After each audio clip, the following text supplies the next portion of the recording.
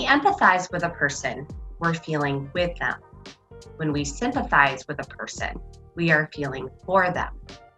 Today, I'm going to ask that we all approach this time of rumbling with empathy. I love the way that Brené Brown describes empathy. She breaks it down into 3 parts, saying, first, empathy is taking the perspective of another person.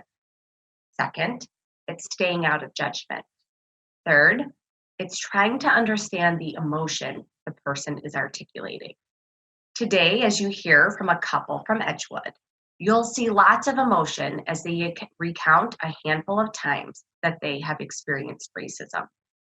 For those of you who have kids, grandkids, nieces or nephews, or any child or teen in your life that you care for, I think you'll find yourself empathizing with Billy and Amy as they share what life is like for their teenage girls. Today, I want us to practice empathy. Why? As Brené Brown says it so beautifully in her book, Dare to Lead, empathy is at the heart of connection. It's the circuit board for leaning into the feeling of others, reflecting back on a shared experience of the world, and reminding them that they're not alone. To be able to stand in discomfort with people who are processing hurt or disappointment or hardship, and to be able to say to them, I see you, and I can hold space for this. That's the epitome of courage. Today's interview is a little bit longer than the previous 2 interviews. It's worth your time. And as I just mentioned, it's important that we hold space for this time of rumbling. My hope and prayer for all of us during this time is that as we listen, we stay engaged, we stay curious, and we stay connected. Oh, and one more thing. It's worth taking notes.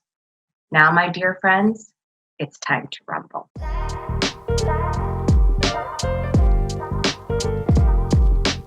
All right. Well, I am excited to introduce Billy and Amy Wade, a wonderful couple that attends Edgewood with their 2 girls. And so if you haven't gotten to know them at Edgewood, you've missed out. And so we'll start with that for those people at Edgewood who don't know you guys. If you'll just share a little bit about where you grew up, how you guys met, a little bit about your family, and even your careers, what you guys do now.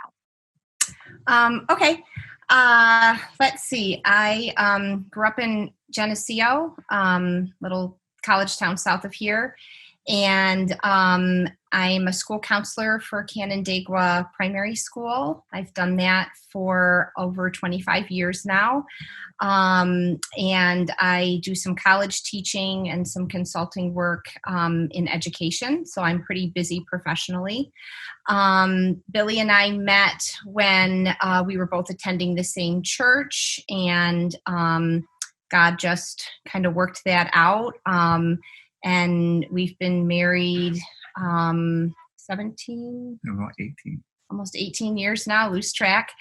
And yes, that's right, 18. And we have 2 daughters, a soon to be 16-year-old and a 13-year-old. And our 16-year-old attends Mercy, and our 13-year-old is at 12 Corners Middle School. Hi, I'm Billy Wade, Amy's husband. As she said, I was born in Nashville, Tennessee, but I grew up in Rochester, New York, and lived in the inner city most of my life. At my adulthood, I moved away to Massachusetts, and I lived there for probably 10 years or better. And I came back to Rochester to take care of my grandmother, who was ill at the time. Mm-hmm. My last career was in law enforcement with the Rochester Police Department. I did over 20 years before I retired from that position. During that position, the Lord had called me into the ministry. And so I became an ordained pastor. Mm-hmm. And it was very interesting because law enforcement was actually preparing me for ministry work. Little did I know I was running from it for a long time. Interestingly enough, my best friend, who now lives out in Indiana, she and her husband were married at Edgewood and attended Edgewood back like in the early 90s. And so I had been at Edgewood then. And we reconnected with a family who attends Edgewood and is a friend of my daughter's. And so she already knew somebody that was there. And so I started attending with the girls while Billy finished up his obligation in that ministry role. Or I shouldn't say obligation, but work in that ministry role. And then he joined us as well. So we've been there a few years now. Well, thank you for sharing a little bit about your background. Very neat, your journey of where God's taken you both individually and then together as a family. So, and we're thankful that God led you to Edgewood for sure. Thank you. So. All right, well, let's dig a little deeper into some of the tough questions that I want to ask. So my first question to you is, can you give any examples of where you felt like you received unequal treatment or unfair disadvantages as a person of color, either at the individual level or at the structural level? The answer to your question is yes. And are you ready for this? Is my reply. Because I really have been challenged almost really every day of my life. I share the burden of my color on a daily basis. But I have chosen to deal with this burden in a godly fashion. It gets tiring sometimes attempting to educate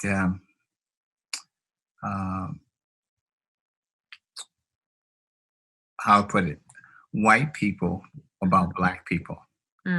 Because of my standing, the way I carry myself, the way I speak, a lot of times I'm looked at the exception or unusual.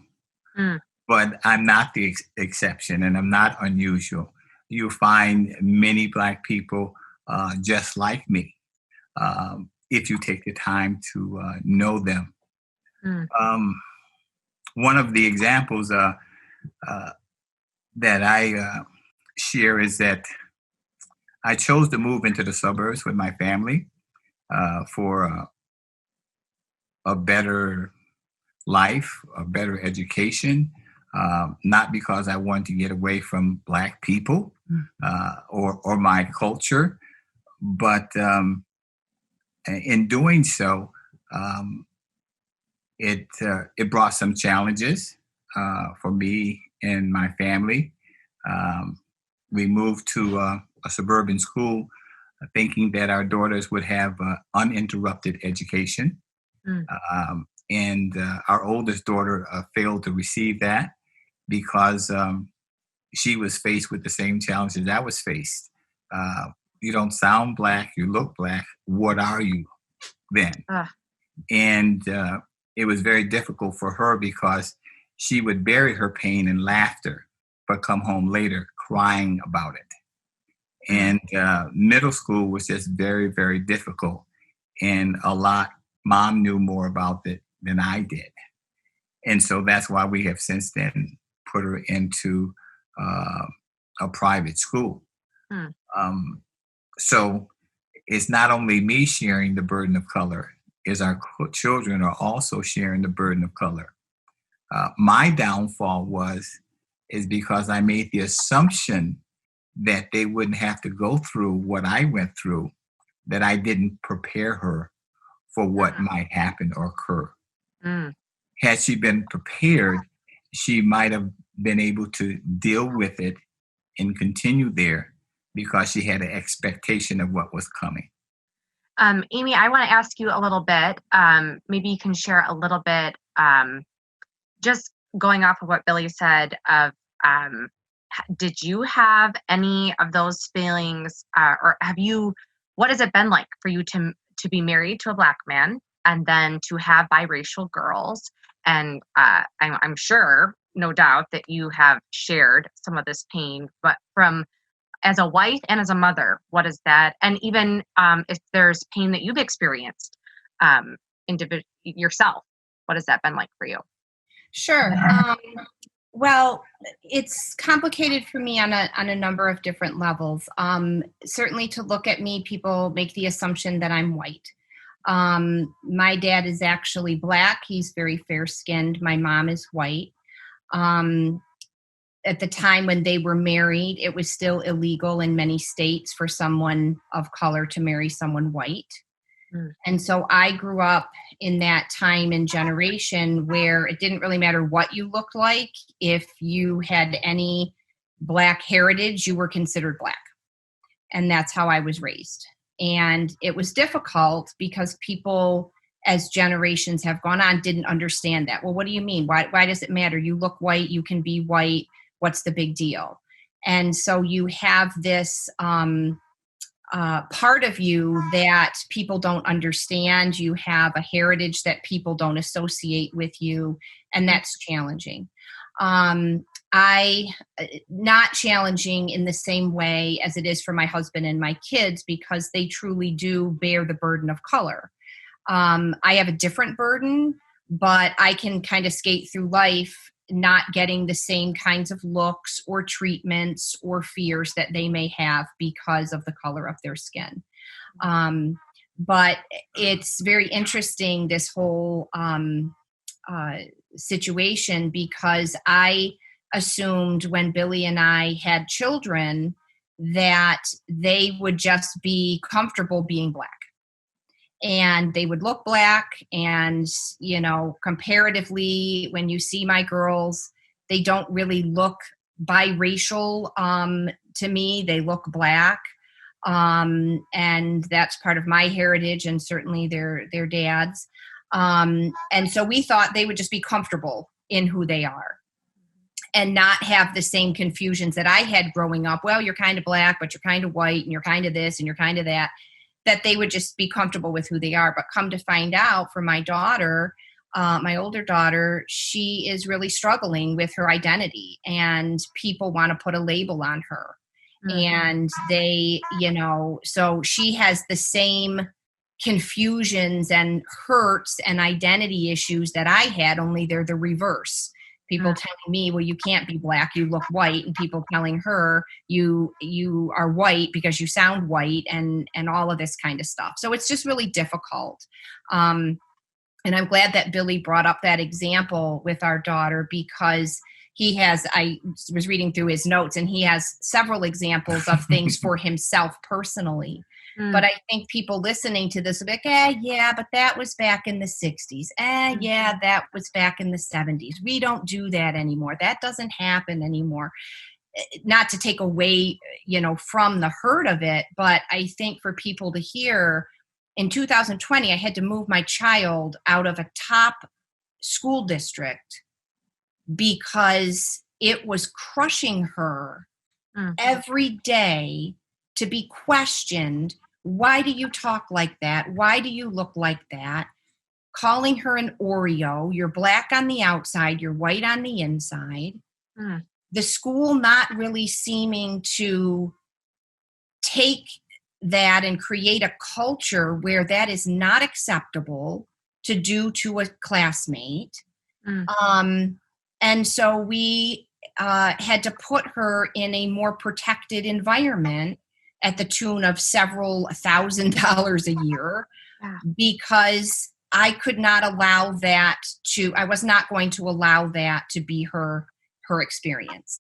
And so I want people to know that this is not something that no longer exists. It is still here, and it's still a challenge. And I'm hoping that we're now in a time where something's going to change significantly and drastically about it. So I think Billy can probably give several examples of his own experiences, past and not that long ago, where he has had and been treated in such a way that he would not have been treated had he been white or looked white.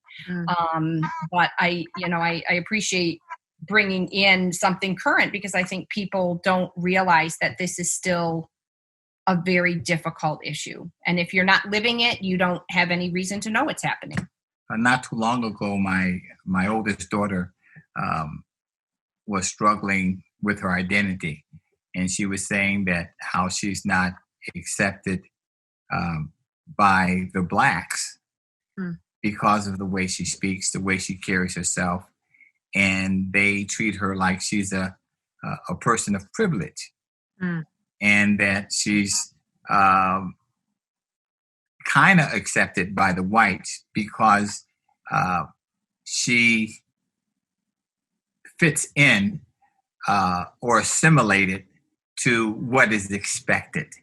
And so I told her that, I says, Emma, you cannot allow Black people to disqualify you, and you cannot allow white people to qualify you. You have to be the equalizer in those situations, in the same way Christ was. You know, one of the things I think you brought to light too, which you know, I'm learning in the process here, just like everybody else, is that interesting idea of you moved to the suburbs thinking that maybe that would solve some of the issues, only to find out that there really is this issue of belonging, whether you come from the city or from the suburbs. If you are of color, there is always questioning, where do you belong and where do you fit? And if we're honest, where do you fit in a white man's world? That's what you're always fighting. So, I see that often in the kids I work with who come from the inner city. But just you're bringing it even more to light that, wow, a family that lives in the suburbs has those same struggles of where do they fit and belonging. And, you know, just to add to that, I think what's really challenging for our kids and kids in their situation, as Billy was talking about it, you know, when you're a person of color that sort of fits people's idea of who you should be, or fits a culture that we've kind of defined, they do what we call code switching. So when I'm in this environment, I act this way, but when I'm in this environment, I act that way. What's been challenging for our kids is they've kind of grown up in mainstream white culture, if you will. And so their challenge is, I don't know how to code switch to be part of what might be considered more typical Black culture. And so they almost have an added burden of, I don't fit in anywhere. I can navigate the white world just fine, but they have to qualify me, as my husband said. They have to accept me, and I have to accept that they're going to consider me and sometimes even tell me, I'm just going to think of you as white. That's what they have told our kids. I'll just think of you as white, because to me, you're just white, meaning you're okay, you're accepted. Translation, white is better. I mean, these are the messages that they face every day. I'll just share one very quick story about the burden of color. And most recent, me and my family, we were at a outdoor swimming pool at a park. And I was in the pool with my children playing, I think, Marco Polo or something like that. And I was called out of the pool by 2 female state troopers. And my daughter says, why are they calling you daddy? I says, I don't know. Is there something going on? She says, well, my daughter, knowing my police background, she says, well, I think there was a domestic daddy. There was a lady and a guy arguing. Maybe they want to ask you about that. So I get out of the pool, and the female officers asked me if I was seeing anyone suspicious. And I says, no, I didn't. She says, well, we have a report of you going through people's belongings. I says, really? I says, who reported this? Well, we can't tell you. Well, long story short, what happened was a friend of mine who was at the pool had left his clothing in a plastic bag down by the pool, and we were underneath a shade tree, and he asked me to go get it. So I was walking probably maybe 15 yards, because it's a long outdoor pool, just looking casually to see if I could find a bag with clothes.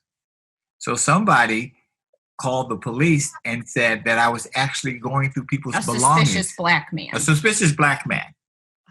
going through people's belongings. And so they wanted me to give them my identification and things like that. But as a police officer, I know my rights. And I told them, I said, look, I'm a retired police officer. I have no reason to go through people's belongings. I says, and you have no reason to take even a report, because you can clearly see that I was in the pool playing with my wife and my children. So the call is not even legitimate. When I was an officer and a call or complaint like that would come in, I would go back to the complainant and says, I'm sorry, but you're highly mistaken. And this is a situation. But these troopers did not do that. And he had to give his name, his identification in front of his family, in front of this whole pool of people. And this was just right here locally. This is not, we were somewhere else. This is right here in our neck of the woods. This is how he is treated. And that was 2 summers ago or last summer? Last summer. So Amy, what was that like for you to witness that? It was heartbreaking. Absolutely heartbreaking. I had to calm her down. Yeah, because to see him humble himself, not make an issue of it, de-escalate the situation, and for him to have to do that in front of his family, in front of his children, it was heartbreaking. But you know what's even more heartbreaking is that people don't know this is happening. And people don't want to believe that this is happening. That's even more heartbreaking. Is that when are people going to really believe that racism still exists? And that if you are my husband, you walk around every day worried, wondering, am I going to get stopped by the police? Am I going to get questioned by the police?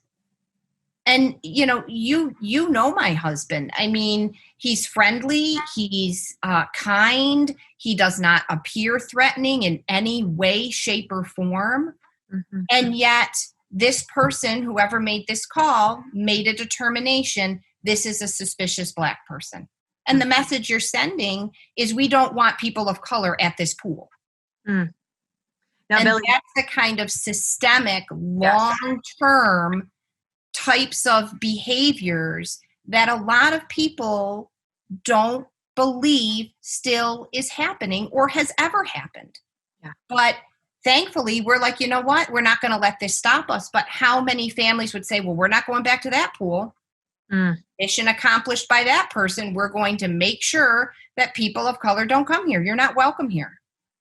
And that's the really heartbreaking thing about that. Even when they were infants, I used to carry my oldest in a little pouch, and we go down to Panera restaurant and have lunch or breakfast when I had retired. And I took her with me everywhere, even on my bicycle. I carry her in a pouch and ride my bicycle. And one day I was in there, and as a retired police officer, I carry a firearm off, all the time, 99% of the time. And one day it was hot, and my firearm happened to be shown, right? And someone called the police on me at the restaurant. Fortunate for me, I knew the police officer, and he saw me and said, well, we have a call with a Black man with a gun. I said, yeah, that's me. And this is in Panera, right down the street from our house. So I showed him my retirement badge and my credentials, and he says, no problem. But he had to go through, he felt that he had to go through the motions in the presence of other people because they weren't going to let it go. That's, the big message for me that I want people to hear is that this is real and this happens and this is our life. And until people start taking a stand and saying, we're not going to put up with this anymore. We're going to tolerate people being treated like this. And until that happens, this will be the world that we continue to live in. But as Billy said, the blessing of it is our girls get to see a loving, humble man of faith who walks with the Lord and who trusts in the Lord and continues to be a loving person despite how he is oftentimes treated in the United States of America in 2020. Let's talk a little bit about Billy. This is interesting that you're a retired police officer and a Black man, and as you talked about, have definitely experienced not being treated fairly by officers. So, share with me a little bit. Maybe start with, how did you get into law enforcement? Was that something you wanted to do? It was a dream of yours, and where? How do you wrestle with all that's happening with being a man of color and your career? Yeah. I I'm going to try to answer it briefly, but it's really no way to answer it really briefly. Um, Growing up in the city of Rochester, I had always thought about the possibility of becoming a police officer, but the reality was I didn't see any Black police officers. Mm. So in my own mind, I disqualified myself for a long time. I was working for General Motors as an insurance underwriter at the time, and I got laid off from work, and I had the option of either learn a skilled trade, which they would pay for, or moving to Buffalo, which I didn't want to do. So I took up a skilled trade, which was a machinist doing tool and die. And at the same time, I took the application and completed it for the Rochester Police Department. And I took a year to get myself in physical shape. I joined the police department at age 32.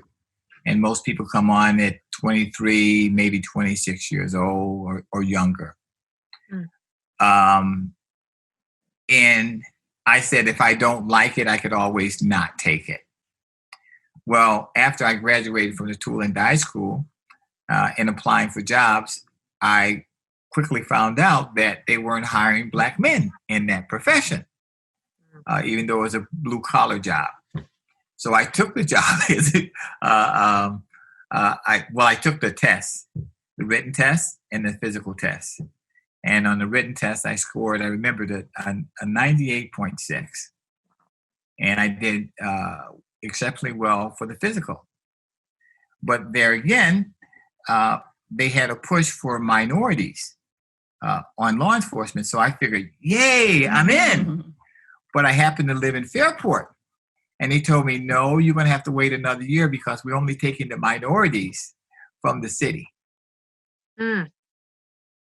Wow. And I thought that was really odd because the following, and I called them once a month, every month to see where I was on the list. Mm-hmm. And so that following year, I joined the academy. And we had one of the largest academies. I think there was like 85 people in our class. And out of the 85 people in our class, there were really only about 6 minorities. So what was this great push that you had for minorities? You see the reality of it all, you know? And so they would count females as minorities. And so they would lump that in with people of color just to get the numbers, or lower the numbers, I should say. Mm. And so when I say that I face this on a daily basis, it truly happens on a daily basis. Do I allow it to ruffle me? No, because I've learned to have a soft heart with a hard exterior. Mm. You know? And so that was how I entered into the police department. After graduating, I went through field training, and I was extended for another 2 weeks, which I didn't believe that I should have been extended. I had 3 training officers, and 2 of them approved of me not being extended, and 1 disapproved. So I got extended. And that was embarrassing to see all your other peers, white peers, go on, and you have to train for another 2 weeks to prove yourself. So When I say it never really stops, believe me, it never really stops. So I'm going to ask something I wasn't planning on asking, but I think what better person to answer this. In the time that we're in, there's obviously lots of discussion about the whole racism stuff. And there seems to be this thing that you're for all Black lives matter or all blue lives matter.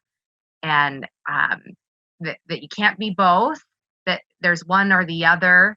And there's a lot of pain in both of these. There just seems to be issues on both sides. So what would you say to those, is you're speaking to Edgewood, to fellow Christians with this whole issue of both of those things being said, of being called to care for all people, but at the same time, this whole issue of Blacks and our law enforcement? Well, I'm glad you asked that, because when you look at Black Lives Matter in the movement, it's nothing new. It started in slavery. Black Lives Matter then. It started with Martin Luther King's civil rights movement. Black Lives Matter then.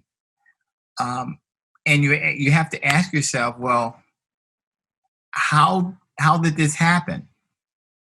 And in light of all the recent police brutality, and then Floyd being killed on television, I would have thought that after Rodney King's brutal beating, that the police department and police agencies would have learned something from that.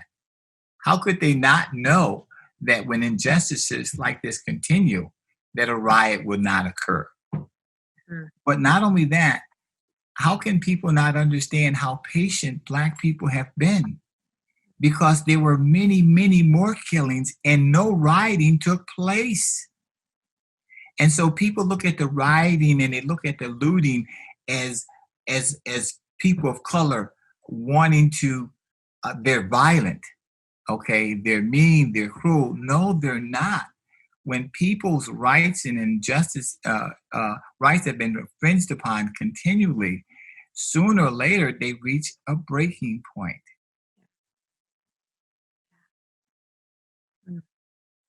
And just to add to that, I think, when I first married Billy, people said, "Are you sure you want to marry a police officer? It's an awfully dangerous job. You're going to worry every night. It can jade them. It can be really tough." And of course, you love someone, you're like, that's not going to happen to them, and you don't care about that kind of stuff.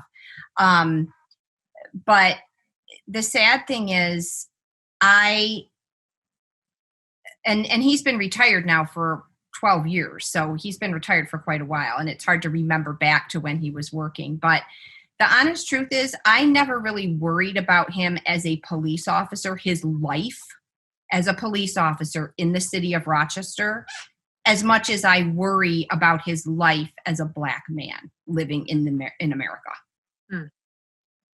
Like the likelihood that I thought he was going to get killed in the line of duty versus what happens if we're driving through, and I won't name certain suburbs, I'll just say certain suburbs, and he gets pulled over by the police, the wrong police officer in the wrong mood, in the wrong frame of mind. What if he doesn't have that kind, humble spirit because he's just frustrated and it goes south? That's a very real possibility that is more frightening to me than when he would put on his vest and his gun and all of his tools and hit the streets of Rochester trying to keep the peace. Wow. So when people say Blue Lives Matter, they do. And being married to a police officer, I have a very soft spot for law enforcement and for the hard work they do. And I have a lot of respect for it, and my hat's off to them. But it's not apples to apples. Police officers don't face systemic racism. They face a tough job, and hats off for them doing it. They face life and death, and they put their life on the line. but they are backed with a lot of support that minorities and their lives do not have. And so I don't think you're comparing apples to apples when you make that statement. Yes, and we say all lives matter. Of course, all lives matter. But when you talk about Black Lives Matter and you support Black Lives Matter, you're saying, I understand the plight of people of color. I understand this is not an even playing field. I understand they have had disadvantages. I understand that there is generational issues of poverty and lack of education, lack of health care. I understand that it is not equal. And so when I say Black Lives Matter, it's putting out there that this is different. And that's important for people to acknowledge. And so we get hung up on all lives matter. We get hung up, well, why are you doing this? Why are you supporting that? What about this group? What about that group? And the whole bit. And all of that is valid and all of that is true. But when we say, I saw a sign on for a webinar that I did the other night, how to be an anti-racist by a New York Times bestseller author, Dr. Kendi. And in the advertisement, it just said Black Lives Matter. And underneath it, it said period. And I'm like, that says it all. Black Lives Matter, period. And you know what's really interesting is that Black people have the burden of color, whereas white people have white privilege. You see the difference? The scale is not balanced. Yeah. And I can see, you know, because of the complexion of my wife's skin, okay, I sometimes benefit from her white privilege, whereas she sometimes shares the burden of my Black color. Wow. Mm-hmm. Yeah, just the other day, he wanted to buy a thing for his motorcycle. And he was going to somebody's house in a community around here. And he's leaving out. And my first thought is, who are these people? What are they going to do when a Black man walks up their driveway? Is this safe? What could happen? He says, honey, you want to ride along with me? Sure. So I'm riding along. And in my mind, I'm saying, should he wait in the car? Should I go to the door? Because, you know, if I go to the door, you know, oh, sure, okay. If he goes to the door, oh, no, we sold that already. Sorry, we don't have that. Now, thankfully, in this case, these folks were lovely, and I stayed in the car, and my husband dealt with it. But these are the things that go through our minds that don't go through the minds of a white couple. Yeah. When we travel and we pull up to a hotel in a city, I'll go in to get the room. Why? Because we know if he goes in to get the room, they're likely to say, sorry, we're sold out. Wow. And it's 11 o'clock at night. We're tired. We got 2 tired kids. I don't have time for this nonsense. So you know what? I'm going to go in and get the room. But it doesn't feel good, you know, to face this, to live with this, and to deal with this. This is just part of who we are. I think even especially those of us who are Christians, and as white Christians, we have an even higher calling to get this right and to do this. And so that's why we did do these interviews. So I want to end by giving you a few statements and have you complete them. First one I have for you is that I wish my white Christian friends would know that if they were living in my shoes, they would experience fear to a great degree. And they would have a lot of uncertainty. Amy, do you have anything to add? All of those, I think they would experience lots of levels of disappointment. Our soon-to-be 16-year-old told me back when we had the tragedy in Minneapolis, Mom, I don't know if I want to get my driver's license. Now, this soon to be 16-year-old kid, all she could talk about for years is, I can't wait till I'm 16. I'm getting a permit. I want to learn to drive and so on. And she said, I don't know if I want to get a license because I don't want that to happen to me. That's, as a parent, you feel disappointed that your child is in that. But on the flip side, I have to say, you get to think about the Lord's grace in a different way. Amen. Because, and I want to apologize to anybody who's listening to this. I know I have a tone and an edge. And it's only because when it comes to my family, like, people can say stuff to me, do stuff to me, I don't care. But when you do something to my husband or to my children, look out. It's hard for me to contain myself. There should be no apology. No, I'm just saying I recognize that I have a tone. That's being a mama bear. That's what I am quite a mama bear. And so, but what I'm saying is, I know for myself, when I feel that, I think of the Lord looking down on high from heaven, and the restraint and the mercy that he shows in not raining down on us when he sees the brutality and the way in which his children are treated and have been treated for centuries. When we feel this intense rage about what's happening in our country, and I think of the Lord looking down and the mercy and grace that he is showing in continuing to give people time, we get to see that in a way that maybe our white Christian friends don't see or understand, because it doesn't hit them and pierce them the way it does us. My next one is, one thing I wish that my white Christian friends would do if they truly cared for me is. I want them to first recognize and acknowledge that whether they know it or believe it, being white comes with certain privileges that Black people are denied. Black people have to deal with the burden of color daily. White people do not. Whites have to acknowledge that they have blind spots. Acknowledge that Black people are your neighbor. Like Jesus did. Just acknowledge it. A lot of it just has to do with acknowledgement.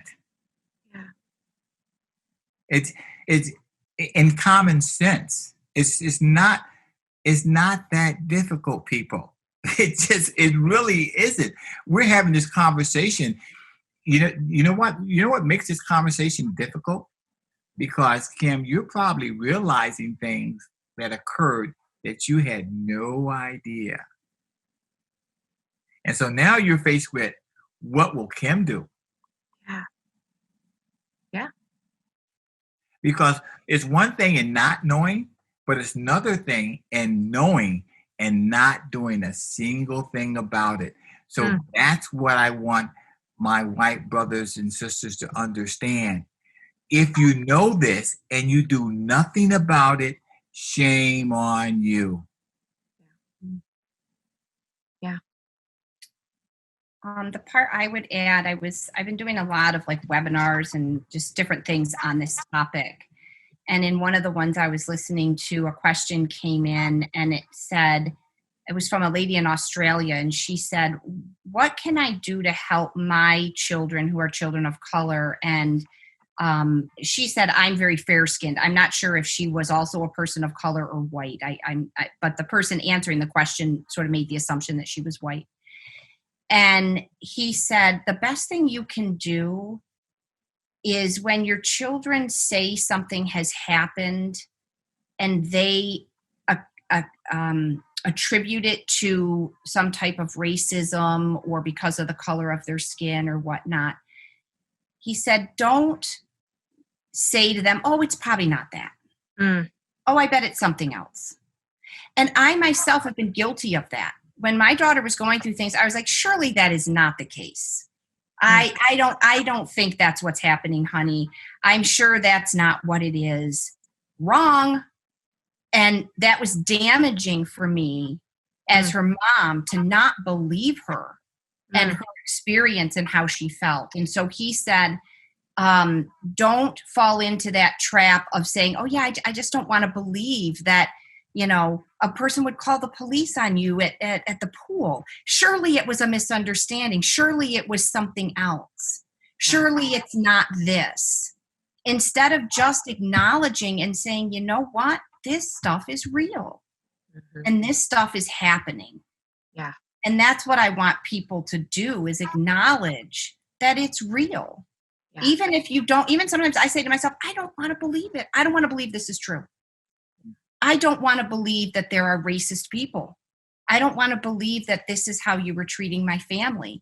But I have to step back and say, no, this is real. This stuff is happening. Yeah. So I took a lot away from that comment, and that's what I would like our Christian friends to do. Thank you. I want to thank both of you for sharing such real moments with us. And I started off these interviews by encouraging us all to rumble.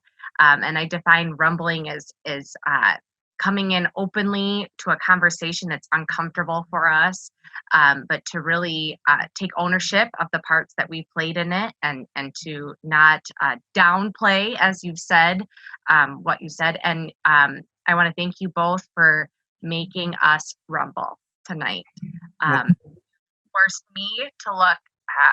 You got me choked up a couple times, and even now, just thinking about your precious family. And I hope that we see the day where here on earth you are treated, Billy and Amy, as beloved. But if not, I look forward to the day in heaven where we are truly united as brothers and sisters, as the beautiful body of Christ. So thank you.